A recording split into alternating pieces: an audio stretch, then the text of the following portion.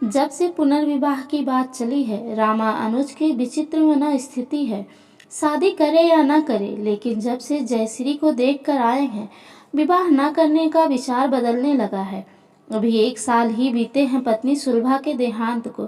उस समय तो दृढ़ निश्चय कर लिया था कि अब पत्नी की जगह किसी और को ना देंगे, लेकिन जयश्री की सुंदरता देखने के बाद उनका दृढ़ निश्चय डगमगाने लगा है। उस पर उन लोगों ने शादी के लिए हाँ भी कर दी है।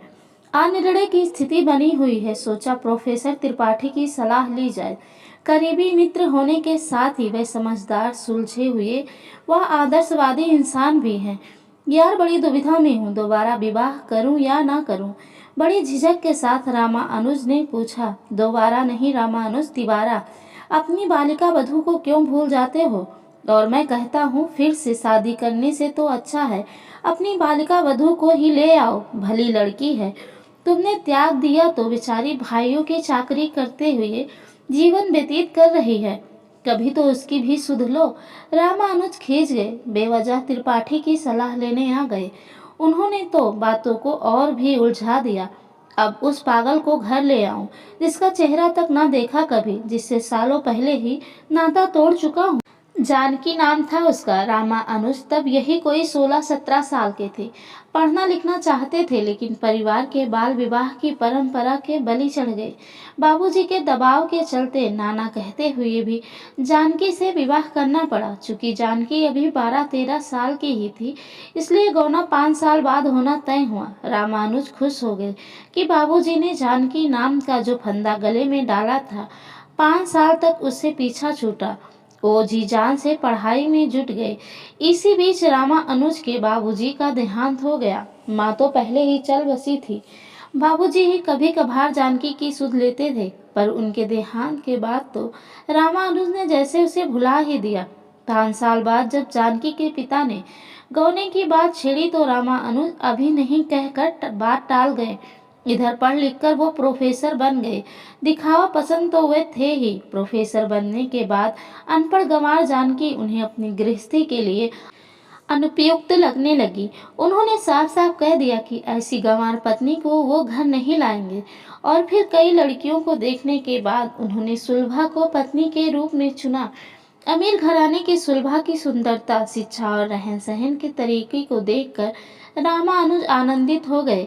ये बात और है कि सुलभा ने कभी गृहस्थी का कारभार न संभाला। सारे काम के लिए उसने नौकर लगवा दिए और खुद बन संवर कर दिन भर घर में बैठी रहती, लेकिन रामानुज को कोई शिकायत नहीं थी।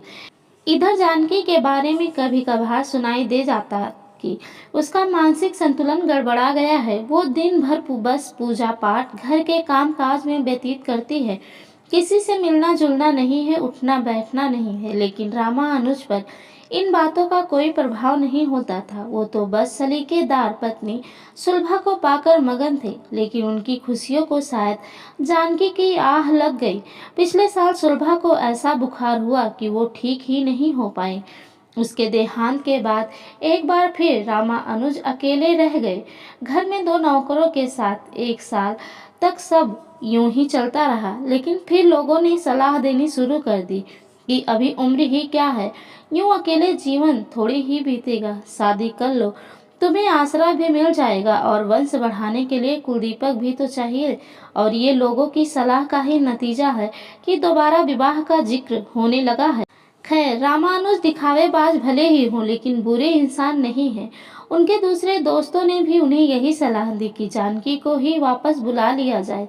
रामानुज ने सोचा, कोशिश करने में बुराई नहीं है। वैसे तो स्वाभिमानी जानकी वापस आएगी नहीं, और आई भी तो मैं ऐसा सख्त व्यवहार करूंगा उससे कि 4 दिनों में ही भाग जाएगी।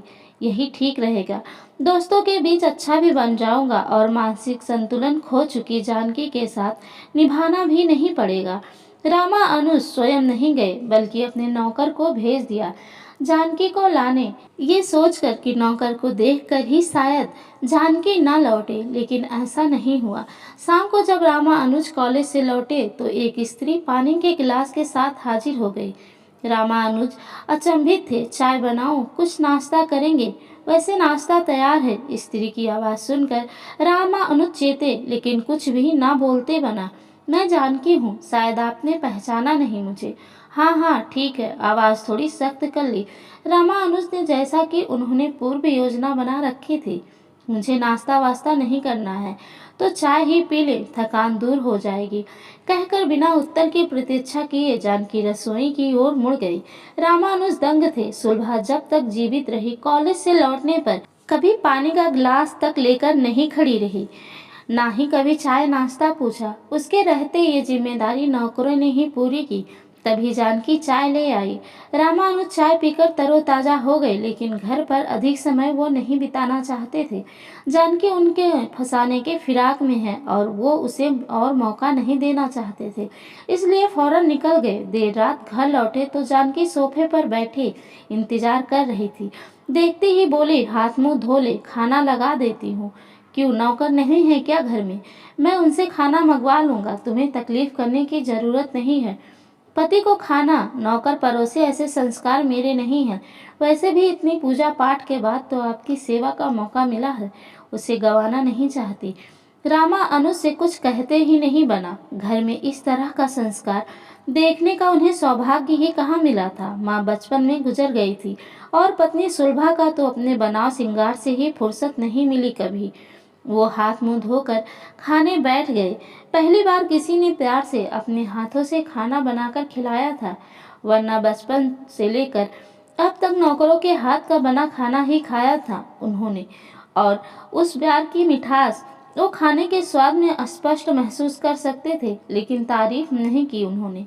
वो चाहते ही नहीं थे कि कहीं जानकी ये न समझ बैठे कि उनका नाता जोड़ रहा है। वो चुपचाप खाना खाकर सोने चले गए। सुबह भी बिना किसी से कुछ कहे जल्दी ही निकल गए, ताकि उसे पतिव्रता से सामना ना हो। लेकिन एक बात वो महसूस कर रहे थे कि वो दिन भर उनके दिलो दिमाग से नहीं हटी, बल्कि चक्कर काटती रही। कॉलेज से छूटने के बाद मित्र मंडली के साथ चौकड़ी जमाने की तो उनकी पुरानी आदत थी, लेकिन आज तो उनका घर जाने का मन ही नहीं हो रहा था।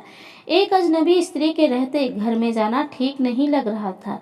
अजीब सी उलझन थी मन में। वो पत्नी के सारे अधिकार जमाने की कोशिश कर रहे थे और ये बिल्कुल ही भूल चुके थे कि उससे कभी उन्होंने ब्याह किया था। लेकिन देर रात ही सही, उन्हें घर तो लौटना ही था। घर लौटे तो फिर जानकी प्रतीक्षारत मिली। मैंने कहा था ना तुमसे कि मेरी चाकरी को नौकर हैं, घर में तुम्हें चिंता करने की आवश्यकता नहीं। नौकरों को मैंने छुट्टी दे दी है, मुझसे बिना पूछे। मैं आपकी पत्नी हूँ, निर्णय लेने का अधिकार है मुझे। अब मैं आ गई हूँ तो नौकरों की क्या जरूरत है? रामानुज खींच गए। ये तो बेवजह अधिकार जता रही है और घर में घुसपैठ करने की कोशिश भी कर रही है, लेकिन बोलते कुछ भी नहीं बना उनसे। रात भर सो भी नहीं पाए ठीक से, इसलिए सुबह जल्दी उठकर भागने की उनकी योजना भी आज विफल हो गई। सुबह सुबह जानकी से सामना तो होना ही था। वो चाय का ट्रे लेकर बेडरूम में चली आई। रामा अनुज तो बेचारे अपने कपड़ों को संभालने में लग गए। तुम यहाँ क्यों आई? चाय देने? और मैं क्या आपके कमरे में भी नहीं आ सकती? बड़ी ढीठ है ये तो। हर रोज एक नए अधिकार के दावे के साथ मेरे जीवन में प्रवेश के लिए प्रयासरत है। ठीक है, रख दो चाय, मैं पी लूंगा। आप मुझसे नजरें चुराकर क्यों बात करते हैं? इतनी बुरी शक्ल नहीं है मेरी कि सुबह देख लो तो दिन भर पानी ना मिले। कहते हुए खिलखिलाकर हंस दी वो और बाहर चली गई। पहली बार रामा अनुज ने जानकी को नजर उठाकर देखा था। जैसा सोचकर उन्होंने जानकी का परित्याग किया था, वो वैसी बिल्कुल भी नहीं थी। सुंदरता में सुलभा से 19 न थी, ना ही उसका रहन सहन बेसलीकेदार था। हाँ, उसने सुलभा की तरीके मेकअप नहीं थोप रखा था, लेकिन उसकी सादगी में एक अलग ही बात थी। लेकिन अगले ही पर रामा अनुज को लगा कि वो ये सब क्यों सोच रहे हैं, उन्हें क्या मतलब, वो चाहे जैसी दिखे। चाय पीकर वो नीचे उतरे तो घर एकदम बदला बदला सा लगा उन्हें। पूरा घर अगरबत्ती की खुशबू से महक रहा था। शायद अभी अभी जानकी पूजा करके उठी है। रामा अनुज के नीचे आते ही प्रसाद की थाली लेकर जानकी हाजिर हो गई, पर रामा अनुज को इन सब में रुचि ना थी। मैं कभी पूजा पाठ नहीं करता और ना ही ईश्वर में विश्वास करता हूँ। पिता के देहांत के बाद इस घर में कभी पूजा पाठ नहीं हुई है। बेहतर होगा कि तुम भी अपनी नौटंकी इस घर में ना चलाओ और ना ही इस घर को अपने अनुसार चलाने का प्रयास करो। रामा अनुज ने जानबूझकर बहुत सख्ती से ये बात कही थी, लेकिन जानकी के चेहरे पर उन्हें कोई रोष नजर नहीं आया। मैं अपने अनुसार घर चलाने का प्रयास नहीं कर रही हूँ। हाँ, लेकिन जब से इस घर में हूँ, पूजा पाठ का अपना नियम नहीं बदलूंगी। बरसों पूजा पाठ करके ही तो आपको पाया है। अब अगर पूजा छोड़ दूंगी तो ईश्वर समझेंगे कि मैं स्वार्थी हूँ। काम बन गया तो उन्हें भुला बैठी। रामानुज फिर अचंभित। जिस स्त्री का उसके पति ने अकारण ही परित्याग कर दिया हो, उसी पति के लिए व्रत उपवास पूजा पाठ कोई स्त्री कैसे कर सकती है? और किस विश्वास के बल पर? शायद जानकी ने रामानुज के मन की बात पढ़ ली थी। मुझे विश्वास था ईश्वर मेरे साथ बुरा नहीं कर सकते। जन्म जन्मांतर का रिश्ता ऐसे टूटता है भला? इतना विश्वास एक ऐसे व्यक्ति पर जिसे परखने का मौका भी नहीं मिला कभी। नहीं, सब बकवास है। मुझे फंसाने और आकर्षित करने की कुशल चाल, लेकिन मैं इसकी बातों में आने वाला नहीं हूँ। यूं ही 1 महीने कब बीत गए रामानुज को पता ही न चला, लेकिन इस दौरान वे महसूस करने लगे थे कि जानकी की उपस्थिति अब उन्हें बुरी नहीं लगती। सच पूछो तो घर क्या होता है, रिश्ते किस तरह जिए और सहेजे जाते हैं, ये उन्हें जानकी के इस घर में आने के बाद ही पता चला था। उसकी हर बात का, हर हरकत का ना चाहते हुए भी वो सुलभा से तुलना करते, और इस तुलना में जानकी हमेशा सुलभा को पछाड़ देती। लेकिन वो ये बात जानकी पर जाहिर करना नहीं चाहते थे। वो तो बात बात पर कड़वी बात कहने, उसका अपमान करने का कोई मौका नहीं चूकते थे। लेकिन जानकी हर हाल में शांत बनी रहती, बस चुपचाप जिम्मेदारियां निभाती हुई। कोई अपेक्षा नहीं, कोई सपने नहीं। शायद पति के घर में जगह मिल जाने के बाद उसका कोई सपना शेष बचा ही नहीं था। लेकिन इसी बीच एक घटना घट गई। रामानुज अपने बेडरूम में सोए थे। आधी रात बीत चुकी थी कि बिस्तर पर किसी के हाथ का स्पर्श पाकर वो हड़बड़ाकर उठ गए। ये जानकी का हाथ था। बस उन्होंने न आगे देखा न पीछे, बस बरस पड़े उस पर। शर्म नहीं आई तुम्हें? आधी रात को एक पुरुष के कमरे में यूं ही प्रवेश करते? अब तक जो करती आई तुम, उसे मैं अनदेखा करता रहा। मुझ पर, मेरे घर पर जबरन अधिकार जमाती आई, फिर भी मैंने कुछ नहीं कहा। लेकिन अब तुम मेरे शरीर पर भी अधिकार जमाने की योजना बनाने लगे हो। जब मैं तुम्हें पत्नी मानता ही नहीं तो क्यों मेरे गले पड़ी हो? छी, मैं तो सोचता था कि तुम शरीफ और संस्कारी स्त्री हो। जानकी की आंखें भर आई, लेकिन वो एक शब्द ना बोली, फौरन कमरे से निकल गई। सुबह रामानुज की आंखें खुली तो उसे लगा कि आज तो चाय भी नसीब नहीं होगी। रात को इतना कुछ सुनने के बाद शायद जानकी मुंह फुलाए बैठी हो, लेकिन नीचे उतरते तो डाइनिंग टेबल पर चाय नाश्ता तैयार मिला। हाँ, रोज की तरह जानकी का मुस्कुराता हुआ चेहरा नजर नहीं आया उन्हें। वो बेचैनी से यहाँ वहाँ देखने लगी, लेकिन जानकी नजर नहीं आई। अब उन्हें लग रहा था कि शायद वो रात को कुछ ज्यादा ही कह गए थे। उन्हें इस तरह प्रतिक्रिया नहीं करनी चाहिए थी, लेकिन फिर अगले पल सोचा, बोल दिया तो बोल दिया, अब इतनी सी बात के लिए माफी थोड़े ही मांगूंगा। उस दिन रामानुज कॉलेज चले तो गए, पर पढ़ाने में उनका मन बिल्कुल भी नहीं लगा। पहली बार जानकी का अपमान करके उन्हें इतना बुरा लग रहा था। काफी सोच विचार के बाद आखिरकार उन्होंने तय किया कि जानकी से जाकर कह ही दूंगा कि गलती हो गई। रात को अचानक नींद खुल जाने की हड़बड़ाहट में अनाप शनाप बोल गया, लेकिन आवाज थोड़ा सख्त ही रखूंगा। हाँ, यही ठीक रहेगा। कैसे बात करनी है, क्या कहना है, पूरी स्क्रिप्ट की पूरे दिन में कई बार रिहर्सल करने के बाद शाम को जब वे घर लौटे तो रोजाना की तरह जानकी उन्हें पानी के गिलास के साथ नजर नहीं आई। उन्हें थोड़ी बेचैनी हुई। 1 डेढ़ महीने से उन्हें आते ही जानकी को देखने की आदत सी पड़ गई थी। तभी नौकर गोपाल पानी लेकर आ गया। अरे तुम कब आए? मालकिन ने बुलावा भेजा, कहा कि वो जा रही हैं, इसलिए आपका ख्याल रखने के लिए मैं आज ही आ जाऊं। और हाँ, आपके लिए एक पत्र छोड़ गई हैं। अच्छा, तुम जाओ, एक कप चाय बना लाओ।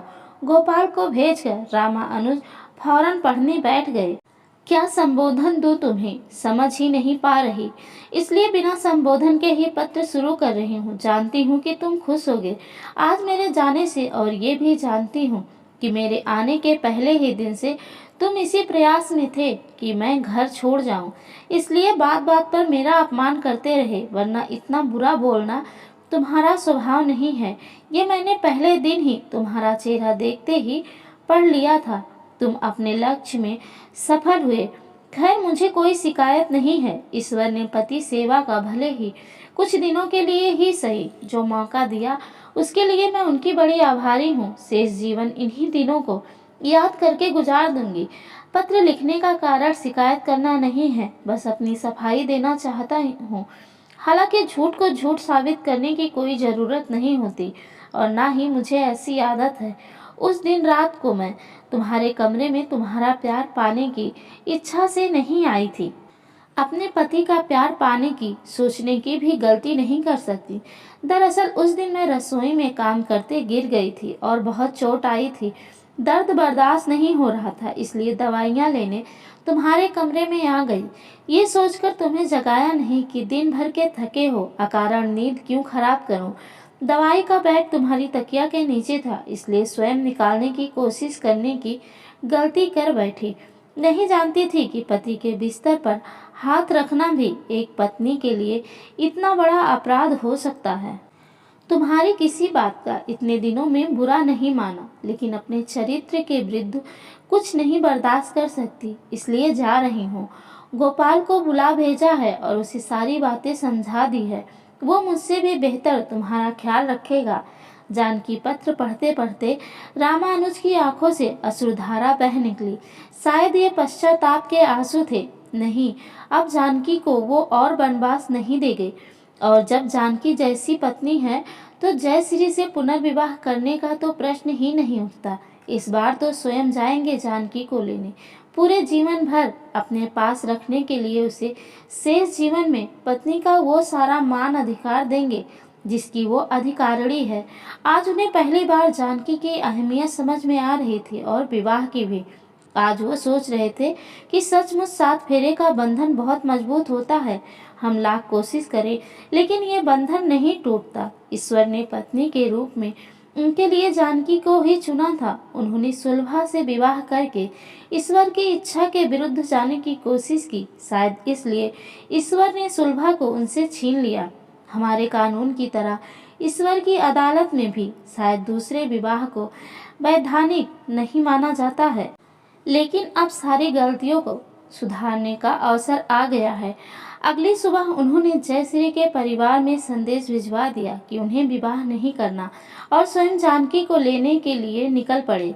आज जैसी प्रसन्नता उनके चेहरे पर झलक रही थी, वैसी प्रसन्नता और आतुरता सुलभा से विवाह के समय भी उनके चेहरे पर नजर नहीं आई थी।